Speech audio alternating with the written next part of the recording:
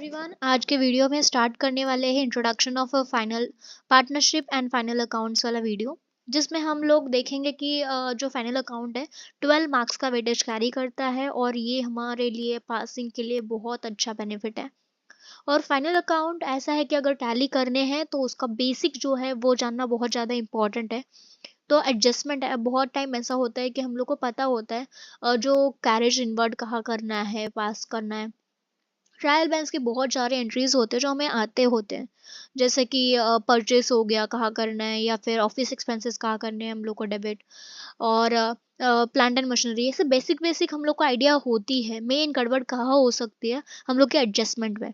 Adjustment किस तरीके से करना है, क्योंकि बहुत बार ऐसा होता है कि पूरा सम आ रहा होता है और एक दो एडजस्टमेंट ऐसे होते हैं जहाँ पे हम लोग स्टक हो सकते हैं, मतलब हम लोग को प्रॉब्लम फेस करने पड़ सकते हैं। तो हम लोग उसको किस तरीके से हैंडल करना चाहिए, जब हम एग्जाम में होंगे, हमें भले ही क्वेश्चन को थोड़ा बहुत आइडिया आ रहा है तो उसको किस तरीके से करना है, भले ही स्टेप मार्किंग है पर एक्यूरेट आंसर आ जाएगा तो 12 आउट ऑफ 12 हमारे जेब में आ जाएंगे। वो अल्टीमेट बेनिफिट है हम लोग के लिए। तो देखते हैं, हम लोग बेसिक से लेके एडवांस लेवल तक हम लोग थोड़ा बहुत देखेंगे कि किस तरीके से एडजस्टमेंट करनी है, किस तरीके से हम लोग क्वेश्चन सॉल्व करने हैं।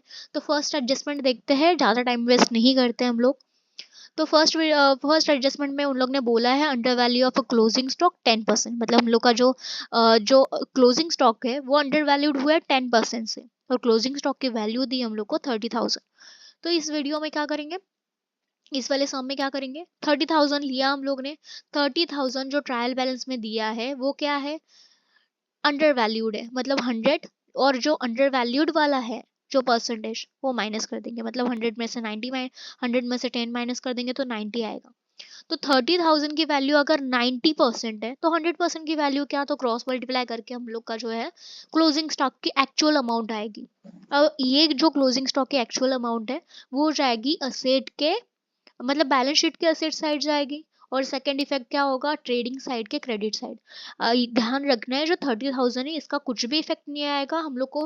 33,333 ये जो अमाउंट है इसका ही इफेक्ट देना है अल्टीमेटली।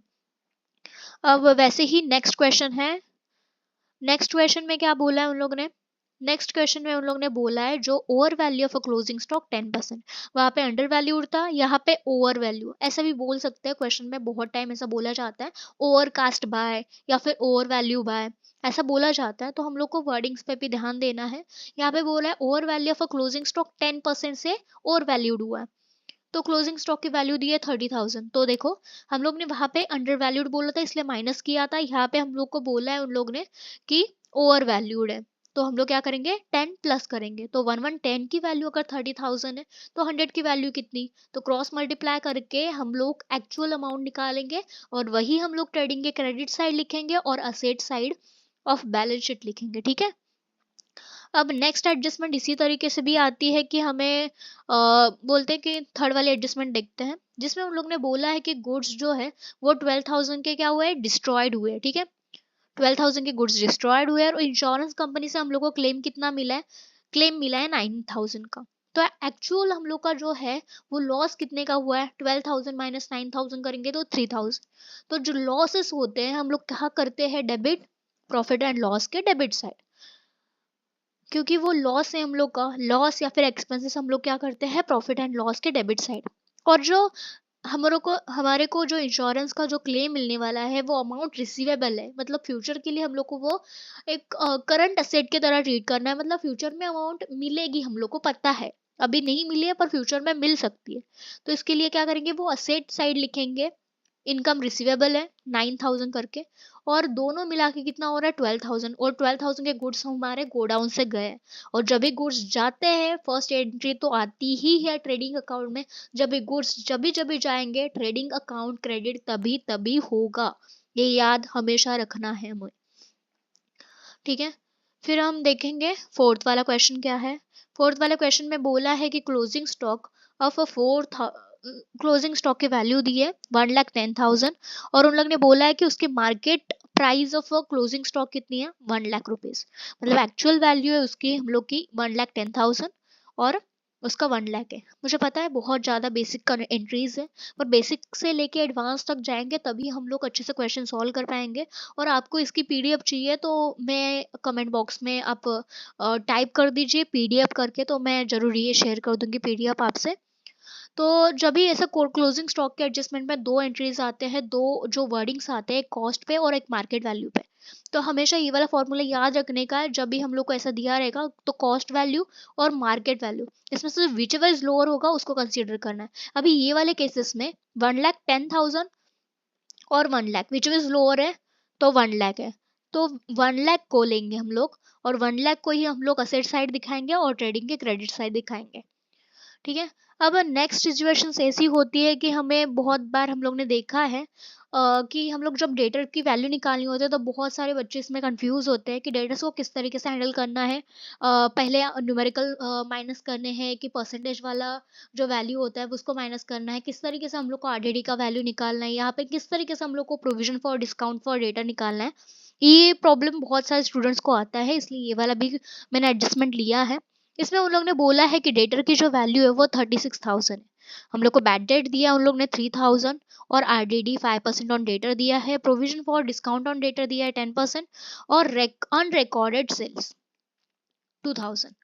बहुत बार हम लोग को जब भी हम लोग फाइनल अकाउंट का सम सॉल्व करते हैं पहले सब एडजस्टमेंट अच्छे से रीड करके देखनी चाहिए, क्योंकि बहुत बार ऐसा होता है अनरिकॉर्डेड सेल्स नीचे दिया रहता है, हम लोग देखते ही नहीं है, पूरा का पूरा एंट्री पास करते हैं, फिर समझ आता है कि पूरी वैल्यू हम लोग की गलत होगी। इसलिए पहले क्वेश्चंस रीड करना बहुत ज़्यादा इंपॉर्टेंट हो जाता है। तो हम लोग क्या करेंगे, यहाँ पे डेटर की वैल्यू लिखी 36,000, और 36,000 में अनरिकॉर्डेड सेल्स, जो भी हम लोग के अनरिकॉर्डेड सेल्स है या फिर से good send on approval basis, जो भी वैल्यू होगी यहाँ पे क्या कर देंगे, ऐड कर देंगे।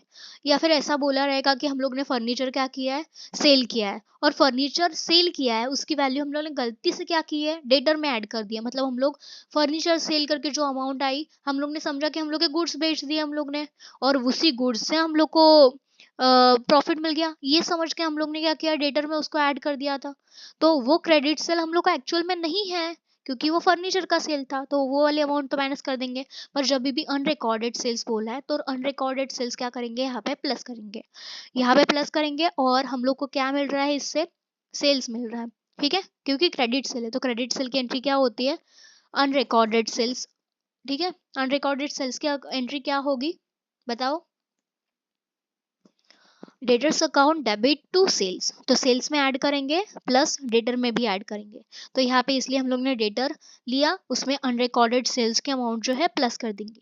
फिर हम लोग को देखना है जो जो न्यूमेरिकल्स वैल्यू है, जैसे कि डेटर्स है, मतलब डेटर्स में जो बैड डेट है वो न्यूमेरिकल में दिया है तो उसको भी पहले माइनस कर लेंगे। ये जो न्यूमेरिकल वाला वैल्यू है उसको पहले माइनस कर लिया, फिर बैलेंस आया 35,000।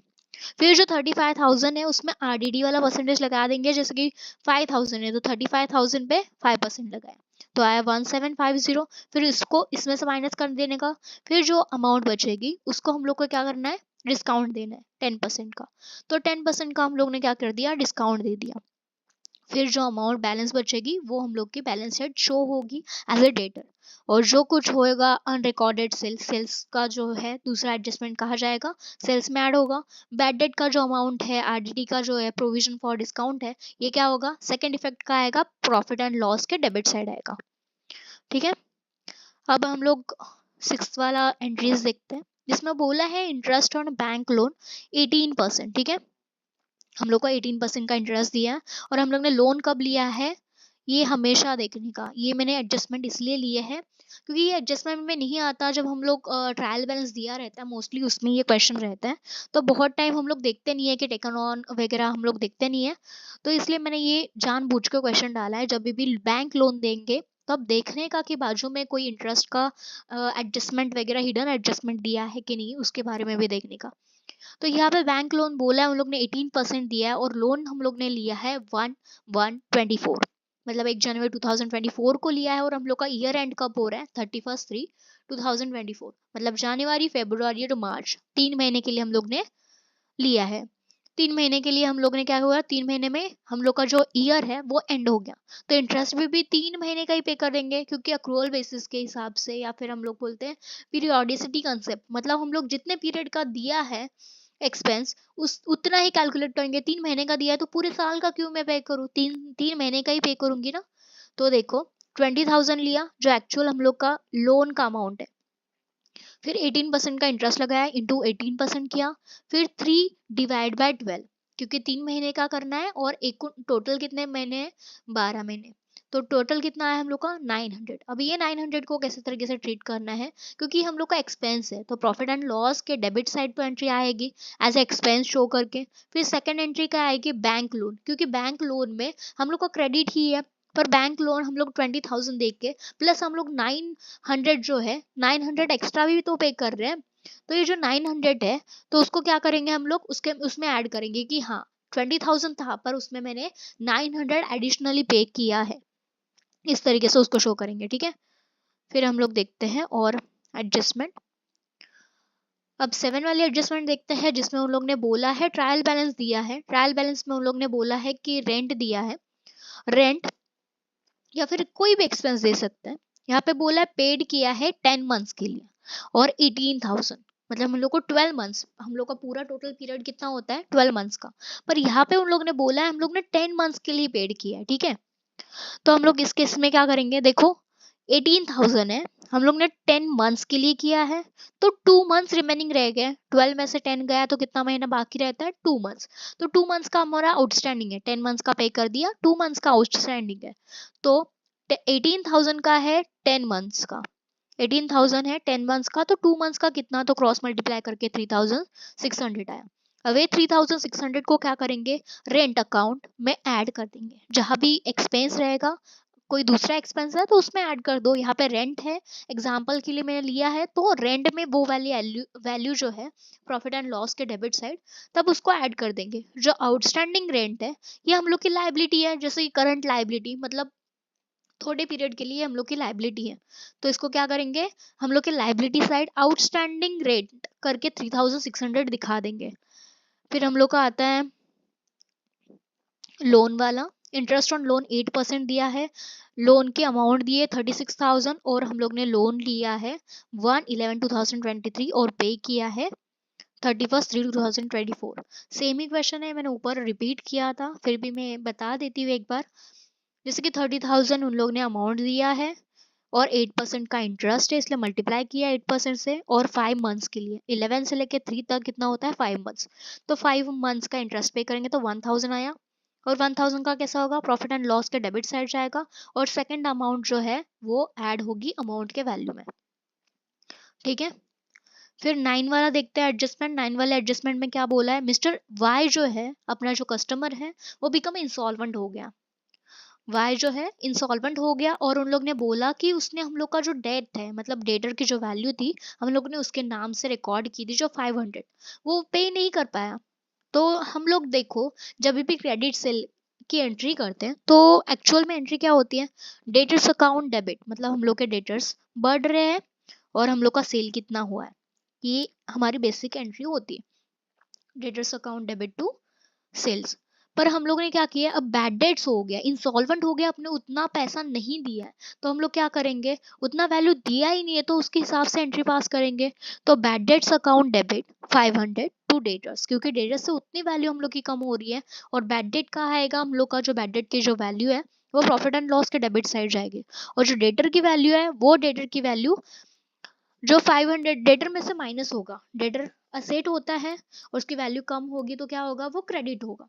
ठीक है, और ऐसा बोला है, ऐसा बाई चांस ऐसा भी हो सकता है अगर एग्जामिनर जो होता है हम लोग को डिफिकल्टी लेवल बढ़ाना चाहेगा तो ऐसे भी बोल सकता है कि मिस्टर वाई कस्टमर है हमारा जो इंसॉल्वेंट हो गया और हम लोग का जो डेटर है 1,000 का है पर 500 ही रिकवर हो गया, तो उस केसेस में क्या करेंगे, बैड डेट कितने का हो गया 500 का, तो बैड डेट तो 500 आएगा ही, फिर हम लोग ने रिकवर कितना किया है 500, तो ये 500 यहाँ पे दिखाएंगे as a cash bank account.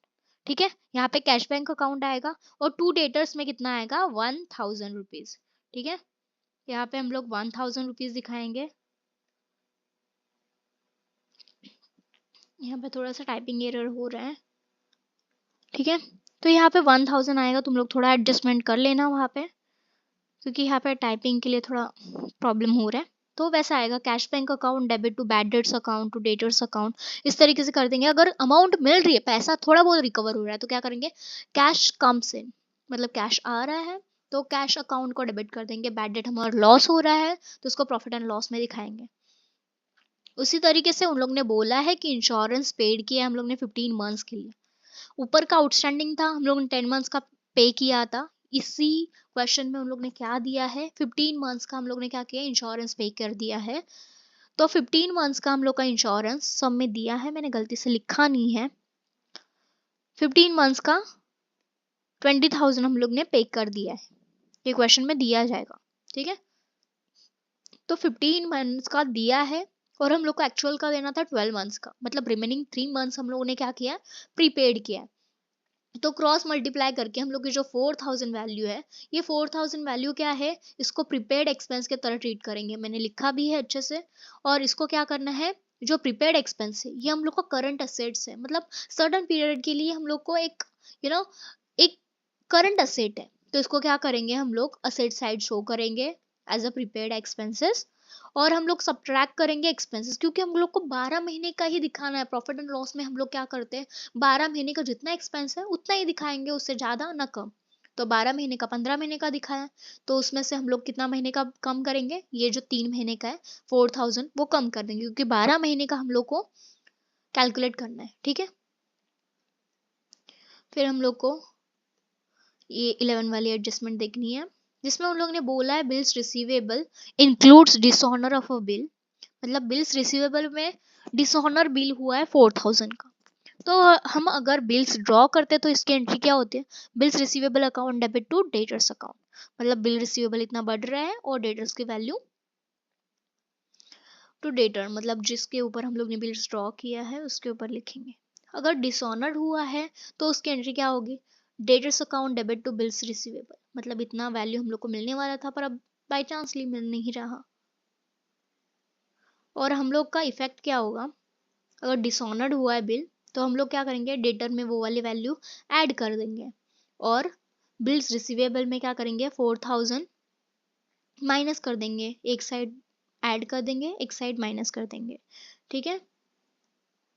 तो bills receivable includes the dishonour of a bill 4,000 बोला है, तो पहले ड्रॉ वाले एडजस्टमेंट ऐड कर देंगे, फिर डिसऑनर वाली एंट्री क्या आएगी, डेटर्स टू बिल्स रिसीवेबल, तो डेटर्स में क्या करेंगे, ऐड कर देंगे, बिल्स रिसीवेबल में माइनस कर देंगे। एक डेबिट एक एक डेबिट वाला इफेक्ट हो गया और एक क्रेडिट वाला इफेक्ट हो गया, ठीक है। अब सेकंड वाला थोड़ा सा और डिटेल्स में जाने का ट्राई करते हैं। देखो जैसे जैसे आगे आगे जा रहे हैं वैसे डिफिकल्टी लेवल बढ़ती जा रही है। अब 12th में बोला है 1/8 पार्ट जो है पेटेंट का वो राइट ऑफ हो गया है, ठीक है। राइट ऑफ हो गया और पेटेंट जो है ट्रायल बैलेंस में दिए हम लोग को 2,000 के, तो 2,000 है उसका 1/8 पार्ट क्या हुआ है, राइट ऑफ हो गया है, ठीक है। 1/8 पार्ट हम लोग का राइट ऑफ हो गया है, तो उसकी वैल्यू आ गई 250, ठीक है।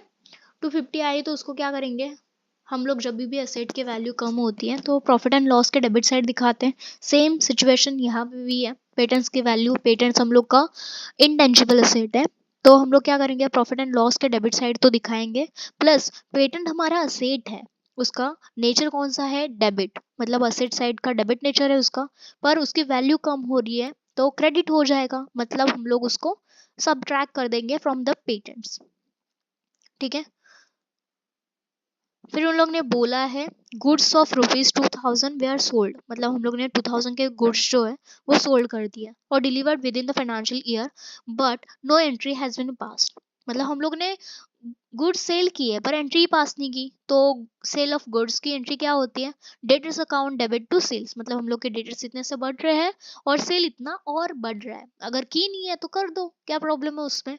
तो डेटर्स को 2,000 से ऐड कर देंगे और सेल्स को 2,000 से ऐड कर देंगे, ये हो गया डेबिट इफेक्ट, और डेटर्स वाला हो गया डेबिट इफेक्ट और सेल्स वाला हो गया क्रेडिट इफेक्ट, ठीक है। हमेशा हम लोग जब भी फाइनल अकाउंट सॉल्व कर देंगे तो हमेशा हम लोग को देखना है कि डेबिट इफेक्ट क्रेडिट इफेक्ट के ऊपर बहुत ध्यान देना है, क्योंकि 2 बार हम लोग ने सेम इफेक्ट दे दिया, मतलब डेबिट डेबिट दिया तो टैली नहीं होता है, और मोस्ट टाइम देखने का अगर डेबिट एंट्री पास किए तो क्रेडिट तभी के तभी कर देना चाहिए हम लोग को, अब यहाँ पे बोला है goods stolen, goods lost by fire, या फिर goods distributed as a free sample. ये कंबाइंड एंट्री ली है मैंने फॉर दैट्स रीजन कि अलग अलग करने बैठो तो बहुत ज़्यादा प्रॉब्लम हो जाएगी, और लास्ट टाइम ये रिविजन करने में इसके लिए मैंने वीडियो बनाया, तो ज़्यादा टाइम कंज्यूम नहीं करना चाहती मैं।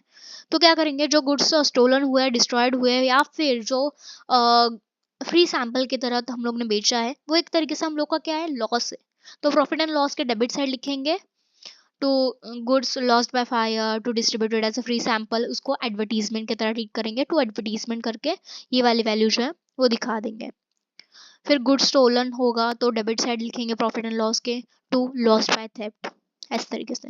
फिर ट्रेडिंग अकाउंट, मैंने जब भी बोला था जब भी गुड्स जाएगा ट्रेडिंग अकाउंट का क्रेडिट होगा, ट्रेडिंग अकाउंट के क्रेडिट साइड उसकी एंट्री आएगी। सेम यहाँ पे भी है, जब भी गुड्स जाएगा एक एंट्री तो सेम होगी, ट्रेडिंग अकाउंट के क्रेडिट साइड करनी ही है, ठीक है। अब उन लोग ने बोला है 15 वाली एंट्री देखते हैं। 15 वाली एंट्री में उन लोग ने बोला है कि गुड्स विड्रॉ किए हैं पार्टनर ने 15,000। देखो फिर से गुड्स विड्रॉ मतलब हम लोग के बिजनेस से गुड्स गए मतलब ट्रेडिंग को करेंगे क्रेडिट, गुड्स गए ट्रेडिंग को किया क्रेडिट। अब डेबिट किसको करेंगे, इसको ड्राइंग के तरह ट्रीट करेंगे। पार्टनर्स लेके गए हैं तो पार्टनर्स का कैपिटल क्रेडिट साइड आता है, तो पार्टनर्स के कैपिटल में से हम लोग को उतनी वैल्यू कम करनी है, तो क्या करेंगे, डेबिट करेंगे। तो कैपिटल या फिर करंट, वो फ्लक्चुएशन मेथड है कि फिक्स्ड मेथड है, उसके हिसाब से देखेंगे, और कैपिटल और करंट में क्या करेंगे, वो वैल्यू डेबिट कर देंगे।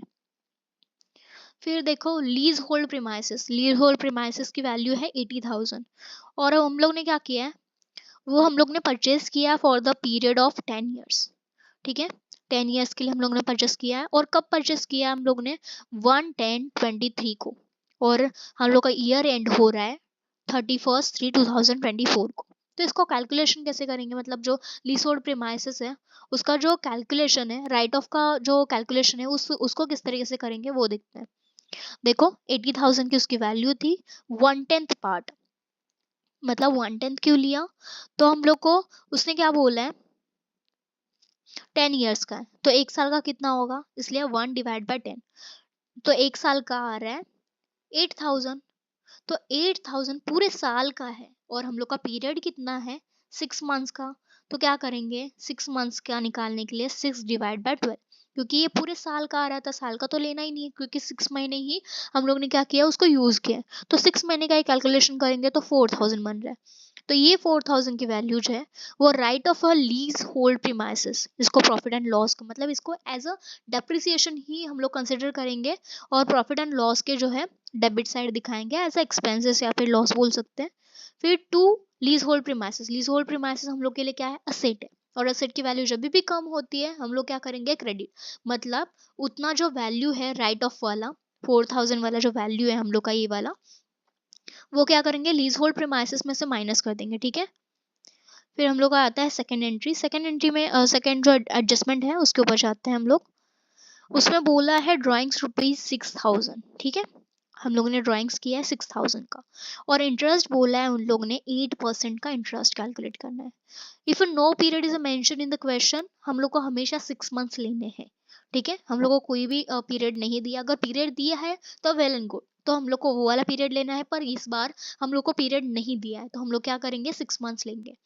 तो 6,000 वो ये अकाउंटिंग प्रिंसिपल के हिसाब से ही है, हमें एक ऐसा नहीं कि मन से लिया है, और ये देना है जो ये हम लोग ने लिखा है, ये हम लोग को जब भी क्वेश्चन सॉल्व करेंगे तभी भी लिखना है as per the accounting standards. मतलब पीरियड्स इतना इतना नहीं दिया और 6 मंथ हम लोग ने लिया है, अजम्पशन वहाँ पे लिखने हैं, जब भी क्वेश्चन में कुछ पीरियड वगैरह मेंशन नहीं किया है तो अजम्पशन तुमने क्या अज्यूम किया है वो भी लिखना पड़ता है। तो कैलकुलेशन 6,000 है, ड्राइंग्स लिया है, उसके ऊपर 8% का इंटरेस्ट क्या किया है हम लोगों ने कैलकुलेट किया है, तो 8% लिया, और 6 महीने के लिए मतलब 6 महीने के लिए हम लोग को कैलकुलेट करना है, तो 6/12 किया, ठीक है। तो 240 आया, अब क्या करेंगे, पार्टनर्स को वो पे करना है, पार्टनर्स के लिए क्या है वो एक्सपेंस है, ड्राइंग मतलब उन लोगों ने जो खर्चा किया है उसके ऊपर हम लोग ने इंटरेस्ट लिया है, तो उनके लिए वो एक्सपेंस ही है, तो उसको क्या करेंगे पार्टनर्स अकाउंट के क्रेडिट है, पार्टनर्स अकाउंट मतलब करंट अकाउंट है, कैपिटल अकाउंट है, उसको डेबिट कर देंगे, क्योंकि उन लोग के लिए वो नुकसान है ना, एक्सपेंस है उनका, तो उसको डेबिट कर देंगे। और प्रॉफिट एंड लॉस अकाउंट में क्या कर देंगे, मतलब पार्टनर्स कैपिटल अकाउंट में उसको डेबिट कर देंगे, क्योंकि उन लोग के लिए लॉस है। जितना भी ड्राइंग्स लो, कुछ भी लो, उन लोग के तो लॉस ही है, क्योंकि इंटरेस्ट ले रहे हैं हम लोग उनके एक्सपेंसेस पे। और प्रॉफिट एंड लॉस ये हम लोग की ये प्रॉफिट है बिजनेस के पॉइंट ऑफ व्यू से देखे जाए तो इसलिए क्या करेंगे, हम लोग क्रेडिट साइड लिख देंगे। इसी सिचुएशंस पे अगर ड्राइंग की जगह हम लोग बोलते हैं कि इंटरेस्ट ऑन कैपिटल 8%, तो क्या करते हैं, जो 6,000 समझो हम लोग ने मतलब हम लोग का जो है कैपिटल 1,20,000 है, और हम लोग ने जो है 8% का इंटरेस्ट दे रहे हैं, तो उसके हिसाब से क्या होता, ये सेम एंट्री बस अपोजिट हो जाती है। पार्टनर्स कैपिटल में क्या करते हैं, उन लोग के हिसाब से देखने का कि उन लोग को क्या है, प्रॉफिट हो रहा है, उन लोग का क्या है, फायदा ही है, उन लोग का जो कैपिटल उन लोग ने इन्वेस्ट किया था, हम उसके ऊपर इंटरेस्ट दे रहे हैं, तो उन लोग के हिसाब से तो प्रॉफिट हुआ ना, तो उन लोग के अकाउंट में क्या करेंगे, क्रेडिट। और हम लोग का as a businessman point of view सोचा जाए तो हम लोग के लिए लॉस है, हम लोग उनके कैपिटल पे हम लोग इंटरेस्ट दे रहे हैं, तो ये हम लोग के लॉस है, एक्सपेंस है एक तरीके से, तो उसको प्रॉफिट एंड लॉस के डेबिट साइड दिखाएंगे।